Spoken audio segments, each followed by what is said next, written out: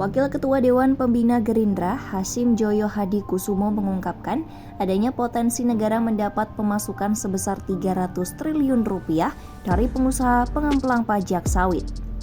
Hasyim pun menjelaskan dalam waktu dekat, para pengusaha itu diperkirakan akan menyetor 189 triliun rupiah sebagai pembayaran tahap pertama. Kemudian, pada tahun depan masih ada potensi tambahan 120 triliun rupiah sehingga totalnya menjadi 300 triliun rupiah yang akan masuk ke kas negara. Hasyim menambahkan, para pengusaha yang tidak membayar pajak itu tidak memiliki nomor pokok wajib pajak atau NPWP dan tidak memiliki rekening bank di Indonesia. Dari data yang ia punya, ada sekitar 25 pengusaha tanpa NPWP dan 15 pengusaha yang tidak memiliki rekening bank di tanah air. Ada sumber dana yang luar biasa. Mungkin ada, saya sudah sebut.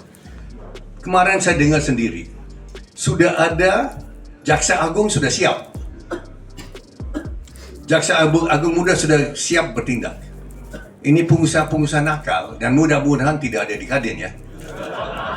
Ada 300 lebih pengusaha nakal, beberapa tidak punya NPWP, 25 tidak punya NPWP, bapak-bapak, ibu-ibu. 15 tidak punya rekening bank di Indonesia, coba. Ya, tidak punya NPWP, tidak punya rekening bank di Indonesia, coba. Nah, ini sudah indikasi laporan ke Pak Prabowo yang segera bisa dibayar 189 triliun dalam waktu singkat. Dan waktu lebih lama, tapi tahun ini atau tahun depan bisa tambah 120 triliun lagi. Sehingga 300 triliun itu masuk ke kas negara untuk laksana. Itu dari pemilik kebun nakal, ilegal.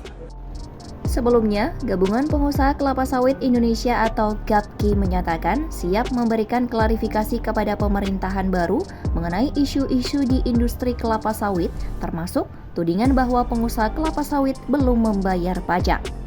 Ketua GAPKI Edi Martono menyatakan pihaknya berharap dapat segera menemui Presiden Prabowo untuk menjelaskan situasi yang sebenarnya terkait isu ini. Edi menekankan, GAPKI selalu mendengarkan masukan dari pemerintah, termasuk tudingan adanya pengusaha sawit yang merugikan keuangan negara sebesar 300 triliun rupiah.